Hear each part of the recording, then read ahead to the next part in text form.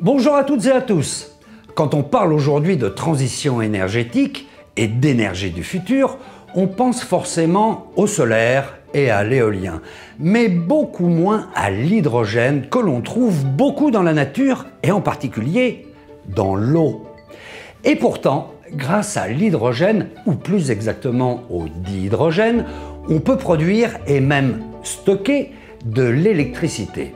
On sait déjà le faire d'ailleurs, à petite échelle, mais pourquoi ne pas imaginer alimenter en électricité des immeubles, des quartiers, des villages, ou encore propulser des voitures, des bateaux, des trains, des avions, tout cela à partir de l'eau, sans pollution ni gaz à effet de serre. Ça, c'est le grand défi que des chercheurs et des ingénieurs sont en train de relever. Voici le sommaire.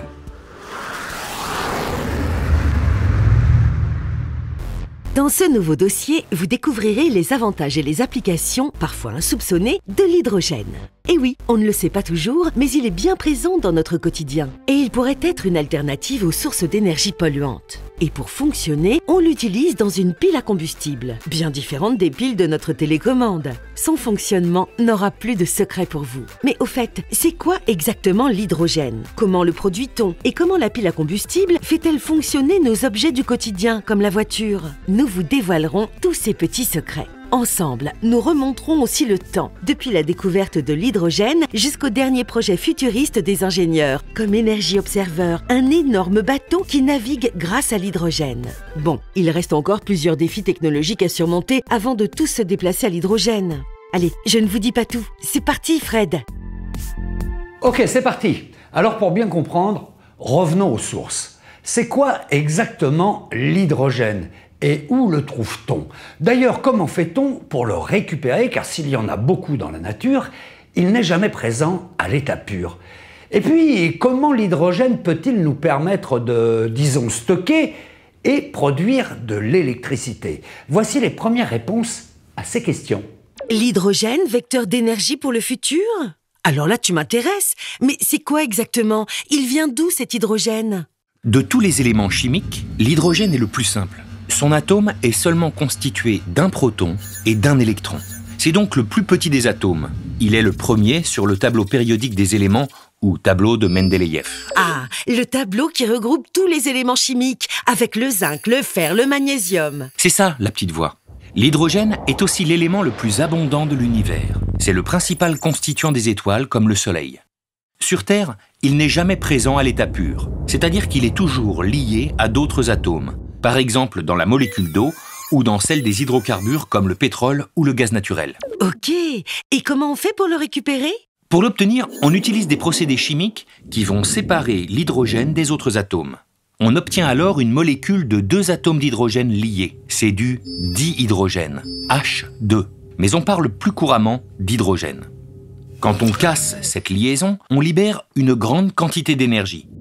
Pour te donner une idée, la combustion d'1 kg de dihydrogène libère presque 4 fois plus d'énergie qu'1 kg d'essence. Le dihydrogène contient de l'énergie sous forme chimique, qui peut être transportée. C'est un vecteur d'énergie. D'accord, c'est pour ça qu'il nous intéresse autant. Oui, il a surtout l'avantage d'être un moyen de stockage durable. Prenons un exemple pour bien comprendre. Quand tu installes des panneaux solaires sur le toit de ta maison, ces derniers convertissent l'énergie lumineuse du soleil en électricité pour alimenter une partie de ta maison.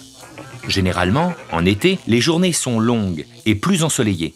Les panneaux solaires captent donc un maximum des rayons du soleil et produisent une grande quantité d'électricité. Mais une grande partie du surplus est perdue, car on peut difficilement tout stocker avec des batteries. A l'inverse, en hiver, les journées sont plus courtes et bien souvent il pleut ou il neige. Dans ce cas, les panneaux solaires ne sont plus assez productifs. C'est le problème d'intermittence. En fonction des saisons, il y a un déséquilibre entre ce que tu produis et ce que tu consommes vraiment en électricité. Et en quoi l'hydrogène peut-il nous aider à résoudre ce problème d'intermittence? Eh bien, en été, plutôt que de perdre le surplus d'électricité, il sera converti sous forme d'énergie chimique dans un gaz, ici le dihydrogène, puis stocké dans des réservoirs. En hiver, quand ta consommation d'électricité est plus importante que ta production, l'énergie du dihydrogène est alors convertie en électricité pour continuer d'alimenter tous tes appareils. Ainsi, sur l'année, le dihydrogène assure l'équilibre entre production et consommation d'énergie. Avec 1 kg de dihydrogène, tu assures 3 jours de consommation d'électricité pour une famille de 4 personnes. Pratique! Une fois ce problème résolu, on ne peut donc utiliser que des énergies renouvelables. Non, pas tout à fait, parce qu'il faut de la place. Par exemple, pour alimenter toute une maison uniquement à partir de panneaux solaires, il faudrait environ 100 mètres carrés de toiture pour être autonome. Évidemment, ton toit n'est pas assez grand. En revanche, le dihydrogène favorise l'utilisation des énergies renouvelables et permet d'augmenter leur part dans le mix énergétique. Tu sais, c'est l'ensemble des sources de production. Les centrales nucléaires, thermiques et bien sûr, les énergies renouvelables. Ok, j'ai compris. Bon, et le dihydrogène, je peux l'utiliser aussi pour ma voiture ? Pour les transports, le dihydrogène peut fournir l'énergie nécessaire à la propulsion électrique. Et en plus, c'est un bon moyen de réduire les émissions de CO2 et de particules. Et oui, les transports thermiques représentent à eux seuls près de 30% des émissions de CO2. Tiens, prenons une voiture qui roule avec de l'essence. Elle rejette de nombreuses particules ainsi que des oxydes d'azote et émet au total environ 180 grammes de CO2 par kilomètre. Cela, si l'on tient compte de sa consommation, mais aussi de l'extraction, du raffinage et du transport du pétrole, sans oublier la fabrication du véhicule. En revanche, si on prend une voiture qui roule au dihydrogène, son utilisation ne produit que de l'eau et n'émet aucune particule. Et si on utilise de l'hydrogène issu des énergies renouvelables, la voiture génère au final l'équivalent de 90 grammes de CO2 par kilomètre en intégrant la fabrication de la voiture, de la batterie, de la pile à combustible et du moteur électrique. Au final, la voiture à hydrogène génère 2 fois moins d'émissions de CO2 que les véhicules traditionnels. Bon, et ben on n'a plus qu'à mettre les gaz pour développer les énergies renouvelables. Alors produire de l'hydrogène en grande quantité, ce n'est pas un problème. Les industries pétrolières et chimiques savent très bien le faire. Elles l'utilisent par exemple pour raffiner l'essence ou pour fabriquer des engrais. Le gros inconvénient, c'est que cet hydrogène industriel est aujourd'hui produit à plus de 90% à partir d'énergies fossiles, du gaz, du charbon, des hydrocarbures. Et forcément, cette production rejette dans l'atmosphère beaucoup de dioxyde de carbone, vous savez, le fameux CO2 en grande partie responsable du réchauffement climatique. Alors le premier défi aujourd'hui, c'est de réussir à produire de l'hydrogène propre, en grande quantité, sans utiliser d'énergie fossile, mais en utilisant tout simplement de l'eau, grâce au principe de l'électrolyse. On obtiendrait ainsi ce que l'on appelle de l'hydrogène décarboné. Mais ce n'est pas tout. Ensuite, il faut réussir à transformer cet hydrogène en électricité. Et pour cela, il faut développer également en grande quantité et de façon économique des piles à combustible. Et ça, c'est le deuxième défi. Alors, électrolyse et piles à combustible, regardez bien, vous allez comprendre comment ça marche. Comment obtenir de l'hydrogène? On doit décrocher les étoiles? Non, la petite voix. Sur Terre, l'hydrogène n'existe pas à l'état pur. L'atome d'hydrogène est toujours combiné à d'autres éléments, principalement à des atomes de carbone, d'oxygène et d'azote. Mais on peut fabriquer de l'hydrogène pur, ou plus exactement du dihydrogène, grâce à plusieurs méthodes. Intéressons-nous à l'électrolyse de l'eau. Pour cela, on a besoin d'énergie, dans notre cas de l'électricité, et d'une source d'hydrogène, de l'eau. L'électrolyse de l'eau? Ça consiste en quoi? C'est une méthode pour casser la molécule d'eau. Regarde, tu vas comprendre. Dans une molécule d'eau, H2O, on trouve 2 atomes d'hydrogène et 1 atome d'oxygène. Lorsqu'on brise les liaisons chimiques de cette molécule, grâce à un courant électrique, on récupère 2 atomes d'hydrogène pour former du dihydrogène. D'accord. Mais concrètement, comment ça se passe à l'intérieur? Ça a l'air magique. C'est de la chimie, ou plutôt de l'électrochimie. Pour fabriquer ce dihydrogène, on utilise un appareil qu'on appelle un électrolyseur. Ah oui, c'est un peu comme un sandwich composé de plusieurs cellules. Mais il y a quoi à l'intérieur de chacune d'entre elles? Elle se compose d'une membrane au centre entourée de 2 électrodes. Il y a l'anode et la cathode. Elles-mêmes sont au contact de plaques bipolaires. Ah oui, je sais. Le côté anode est relié au pôle plus d'un générateur de courant et le côté cathode est relié à la borne moins. Bon, on lance le courant électrique pour voir ce qu'il se passe. Allons-y. Les plaques bipolaires en contact avec l'anode sont alimentées en eau. Ici, les molécules d'eau sont soumises à un potentiel électrique qui va déstabiliser les liaisons chimiques entre les atomes d'hydrogène et d'oxygène de la molécule d'eau. Résultat, les molécules d'eau se brisent et libèrent des atomes d'oxygène, des protons et des électrons. En chimie, on appelle cette perte d'électrons une oxydation. Après, les atomes d'oxygène se combinent deux par deux pour former du dioxygène. Et la membrane au centre, elle sert à quoi? Elle bloque le passage des électrons. On dit qu'elle joue le rôle d'électrolyte. Par contre, elle laisse passer les protons et les entraîne jusqu'à la cathode. Là, ces protons cherchent à récupérer un électron. Ils s'associent donc avec ceux amenés par le courant. Ce gain d'électrons s'appelle une réduction. Ils forment des atomes d'hydrogène qui, deux par deux, forment du dihydrogène. En résumé, à la cathode, on produit du dihydrogène, de l'hydrogène si tu préfères, et à l'anode, du dioxygène. Facile. Pour te donner une idée, il faut 1 litre d'eau pour produire environ 100 grammes de dihydrogène.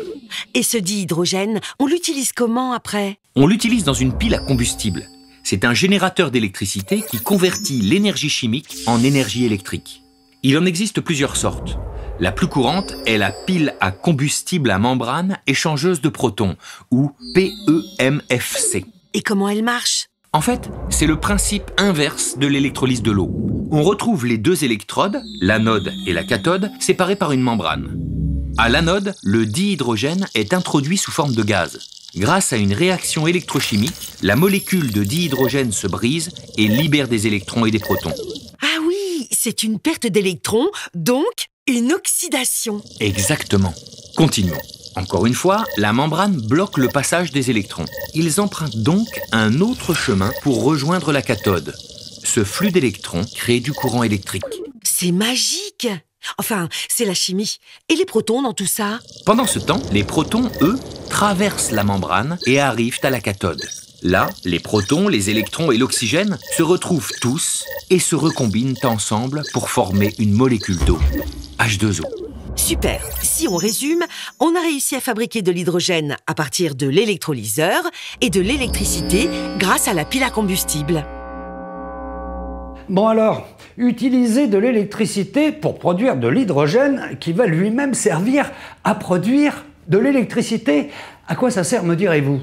Eh bien, le grand intérêt, on l'a dit, c'est qu'avec l'hydrogène, on peut stocker le surplus d'électricité produit à un moment donné par des panneaux solaires ou par des éoliennes et utiliser cette électricité beaucoup plus tard, quand on en a besoin.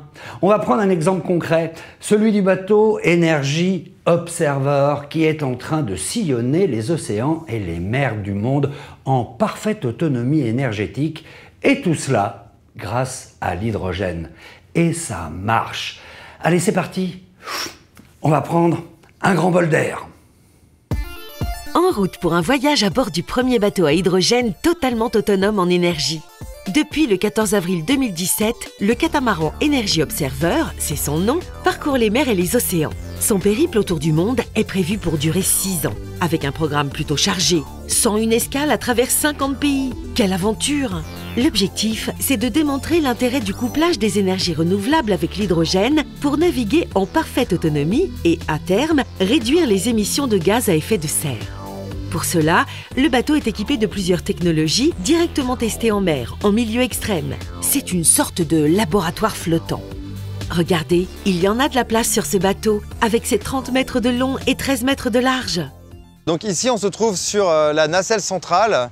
On a environ 143 mètres carrés de panneaux solaires et on teste différentes formes de technologies, notamment des panneaux solaires bifaces, donc comme son nom l'indique, deux faces, production d'énergie solaire par la face supérieure, mais aussi par la partie inférieure grâce à la réverbération. Il y a aussi 2 éoliennes verticales qui exploitent la force du vent et des hydroliennes qui utilisent la force de l'eau. Mais comment Energy Observer avance-t-il ?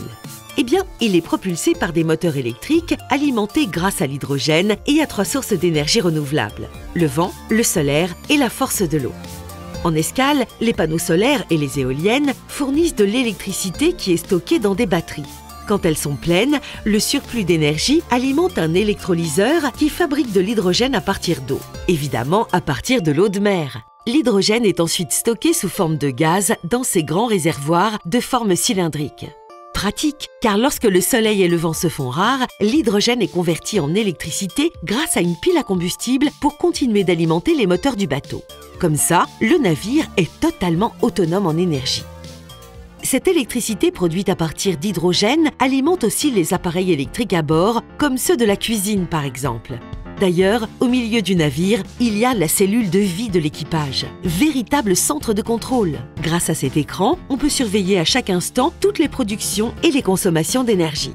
Régulièrement, le catamaran rentre au port pour que les équipes d'énergie observeurs tirent les conclusions de la dernière navigation et puissent ainsi améliorer ou changer les technologies embarquées. Et si vous le souhaitez, vous pouvez suivre en direct sa position sur le site energy-observer.org. Donc à l'avenir, on peut imaginer des bateaux propulsés grâce à l'hydrogène et aux énergies renouvelables, comme Energy Observer. Mais on peut très bien aussi imaginer des bâtiments, des quartiers et même des villages entièrement autonomes en énergie. D'ailleurs, sur l'île de la Réunion, le village de La Nouvelle, il est perdu au cœur du cirque de Mafat, eh bien il expérimente depuis l'été 2017 un système qui couple des panneaux solaires, un électrolyseur et une pile à combustible. Et cet équipement permet déjà à 3 bâtiments publics d'être à 100% autonomes en énergie. Et si l'expérience est concluante, elle sera étendue à l'ensemble du village qui pourra alors se passer du fioul qui alimente aujourd'hui ces groupes électrogènes. On souhaite vraiment que ça marche. Alors bien sûr, avec la transition énergétique, l'hydrogène connaît aujourd'hui un nouveau souffle partout dans le monde. Car sa découverte, tout comme celle de la pile à combustible, ne date pas d'hier. Voici la fascinante aventure de ce gaz que ses découvreurs appelaient à l'origine l'air inflammable.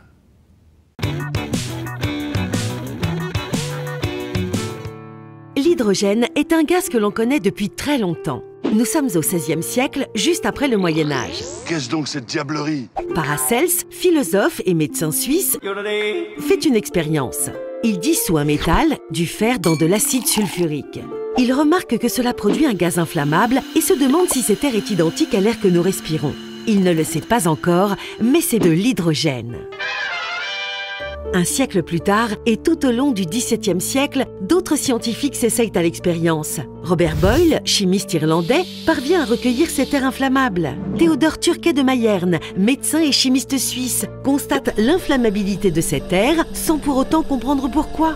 Un chimiste français, Nicolas Lemery, sous le règne de Louis XIV, démontre également que ce gaz est explosif dans l'air. Bien qu'ayant isolé l'hydrogène, les scientifiques ne le différencient pas encore clairement de l'oxygène. Ce n'est que la prédécouverte de l'hydrogène.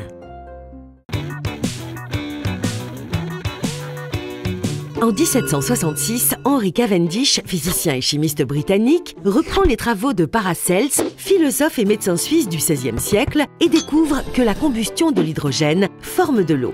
Une expérience également réalisée par un Français, le chimiste Antoine Laurent de Lavoisier, qui en 1785 donne une interprétation des résultats de Henry Cavendish. Il écrit à l'Académie des sciences pour décrire sa découverte. Il explique que l'eau n'est pas une substance simple et qu'elle est composée, poids pour poids, d'air inflammable et d'air vital. Et cet air inflammable, c'est bien l'hydrogène. Antoine Laurent de Lavoisier, après plusieurs expériences, le baptise hydrogénium, dans la méthode de nomenclature chimique, à partir du grec ancien hydro, qui signifie eau, et génane, qui veut dire qui forme, donc par définition formeur d'eau. C'est une vraie révolution. Et c'est à partir de là que tout va vraiment commencer pour la pile à combustible. Nous sommes en 1792. Luigi Galvani, physicien italien, mène des expériences sur des grenouilles et pense que la source d'électricité est la matière animale. Une hypothèse qui n'est pas partagée par le physicien italien Alessandro Volta. Il considère que c'est le contact de 2 métaux différents qui met en mouvement l'électricité. Il crée alors la pile de Volta en empilant des disques de cuivre et de zinc séparés par une solution liquide salée, la saumure, en 1794. Les scientifiques du monde entier tentent alors leurs propres expériences électrochimiques. Et en 1800, les Anglais William Nicholson et Anthony Carlyle plongent 2 fils électriques dans l'eau du canal New River à Londres. L'électricité sépare les atomes de la molécule d'eau et des bulles de gaz se forment. Voici la première électrolyse. Les prototypes de piles se multiplient tout au long du 19e siècle et parmi eux, la pile de Grove, l'ancêtre de la pile à combustible. On doit son invention à Sir William Grove, avocat britannique et chercheur amateur en électrochimie, considéré comme le père de la pile à combustible en 1839. Il réalise l'expérience inverse de l'électrolyse de l'eau pour faire de l'électricité et de la chaleur. Le nom de son prototype, la gaz voltaïque batterie ou batterie voltaïque à gaz en français. Le terme pile à combustible n'est quant à lui employé qu'à partir de 1889. Mais le concept reste longtemps une simple curiosité scientifique, sans mise en application concrète.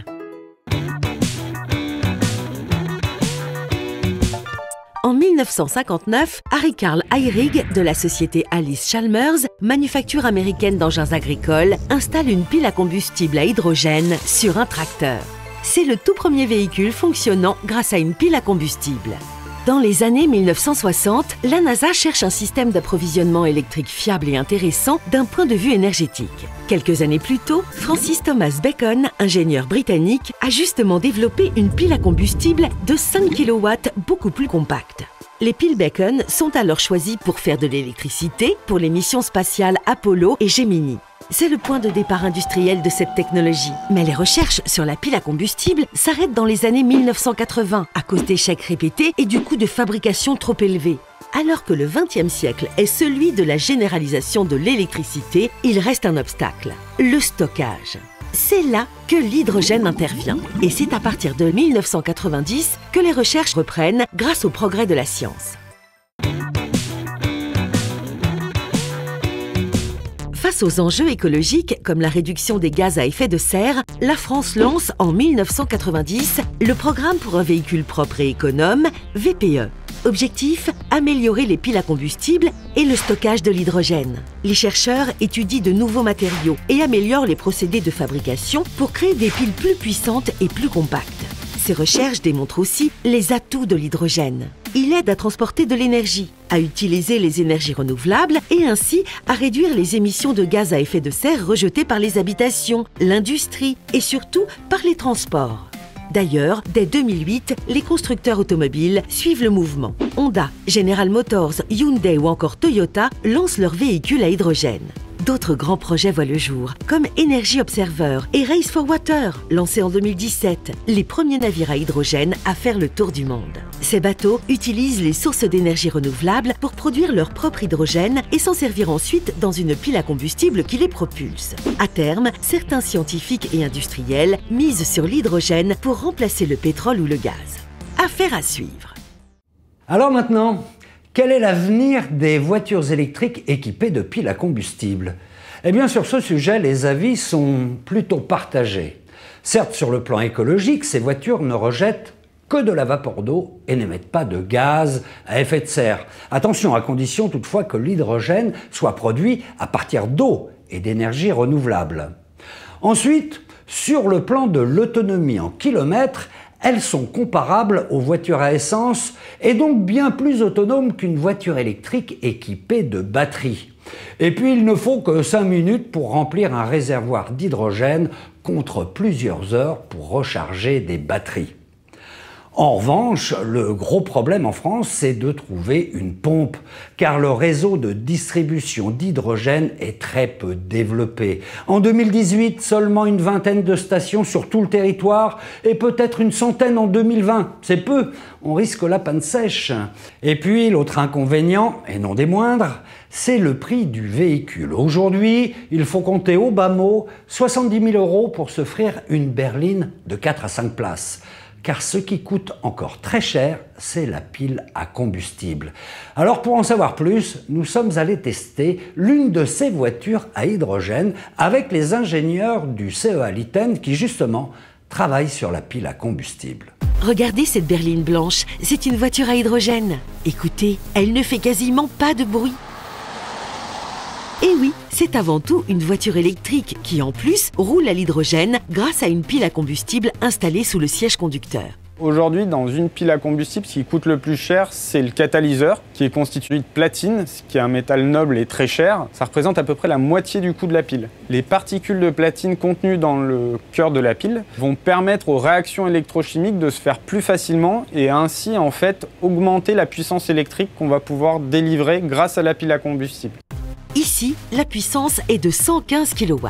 Donc, il faut beaucoup de platine. C'est pour ça que cette voiture coûte cher, comparée à une voiture classique. Les chercheurs ont tout de même réussi à en réduire la quantité tout en conservant la même puissance dans la pile à combustible. Tout au long du XXe siècle, la quantité de platine a été drastiquement diminuée. On est passé de quelques grammes, maintenant aujourd'hui on est autour de 0,4 grammes de platine par kilowatt. Mais on est encore loin de l'objectif final de l'ordre de 0,125 grammes par kilowatt pour obtenir une pile à combustible, on va dire, accessible au grand public pour l'automobile. Quel défi! Et pour l'instant, impossible de se passer totalement du platine. Seul ce métal permet à la pile de rester vraiment efficace et à long terme. Alors, les scientifiques réfléchissent à l'associer avec d'autres matériaux comme le fer, le cobalt ou encore le carbone.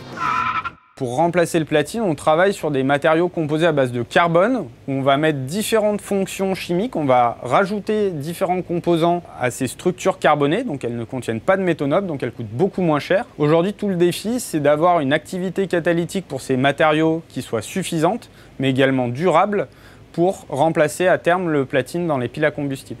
Et mis à part l'effort sur les matières premières, il y a d'autres solutions pour réduire les coûts?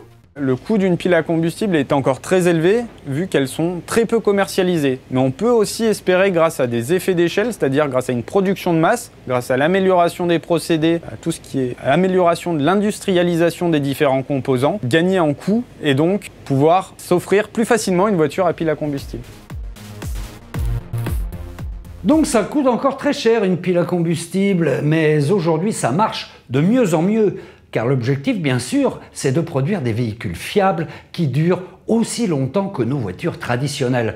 Et de ce côté-là, eh bien, on est en train de faire beaucoup de progrès. Ça y est, le plein d'hydrogène est fait. Bon, une voiture qui roule à l'hydrogène, grâce à une pile à combustible, c'est bien, car ça ne pollue pas. Mais est-ce que ça fonctionne aussi longtemps qu'une voiture classique? Aujourd'hui, les voitures à essence ont une durabilité d'environ une dizaine d'années, ce qui correspond à peu près à 5000 heures de fonctionnement du moteur. Et c'est ce qu'on veut essayer d'obtenir, on doit avoir avec des véhicules à pile à combustible.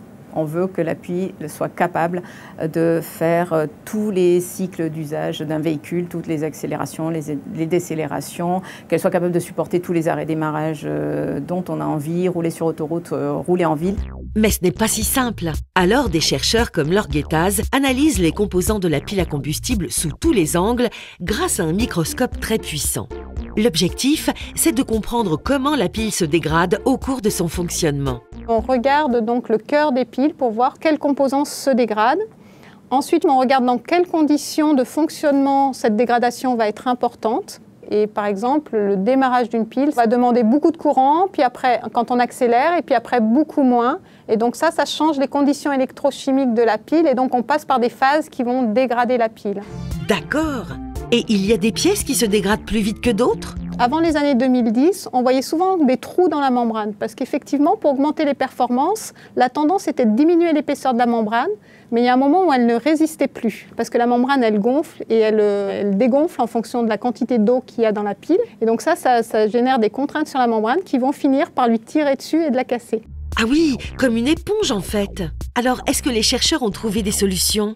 L'idée pour solidifier la membrane tout en gardant une membrane assez fine, ça a été de mettre un renfort dans la membrane. Donc ça fait un grand bond sur la durabilité des piles à combustible. Et ce n'est qu'un exemple parmi d'autres. Tous les composants sont passés au crible. Les recherches continuent pour fabriquer des piles toujours plus puissantes et plus résistantes. Longue vie aux piles à combustible! Ah oui, et puis l'autre problème, c'est le volume des piles à combustible. Ça prend de la place dans une voiture. Donc l'enjeu, c'est de les rendre plus compactes, mais aussi moins lourdes, tout en étant plus performantes. Une équation pas très simple à résoudre pour les ingénieurs.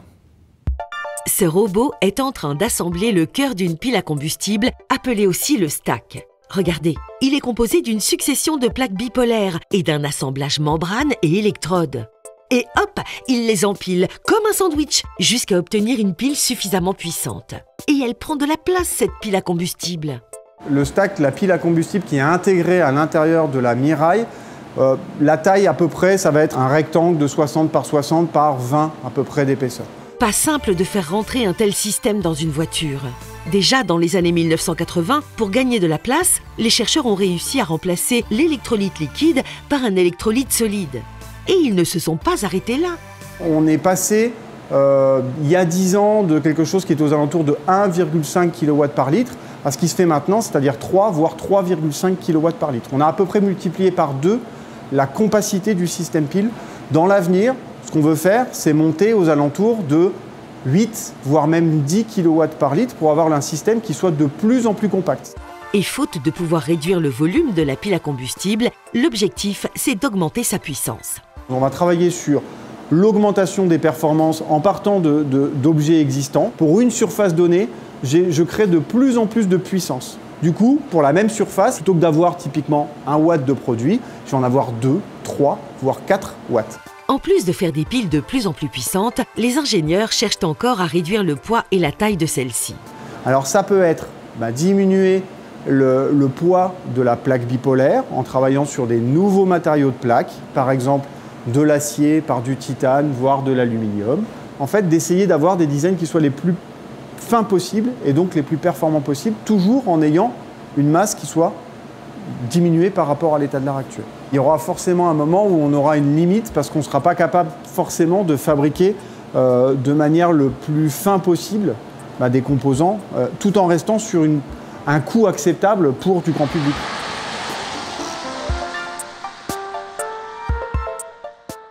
Voilà, et pour conclure ce dossier, une petite question pour vous. Quelle place occupe l'hydrogène sur le tableau périodique des éléments, ou si vous préférez, sur le tableau de Mendeleïev? La première, la 10e ou la 43e place? On attend vos réponses. Et si ce dossier vous a plu, n'hésitez pas surtout à le partager, à mettre des pouces bleus, à vous abonner et à laisser vos commentaires. On vous lit toujours avec attention. Et puis, vous pouvez aussi nous soutenir en allant sur Tipeee. Merci, à très bientôt. Ciao et vive l'hydrogène.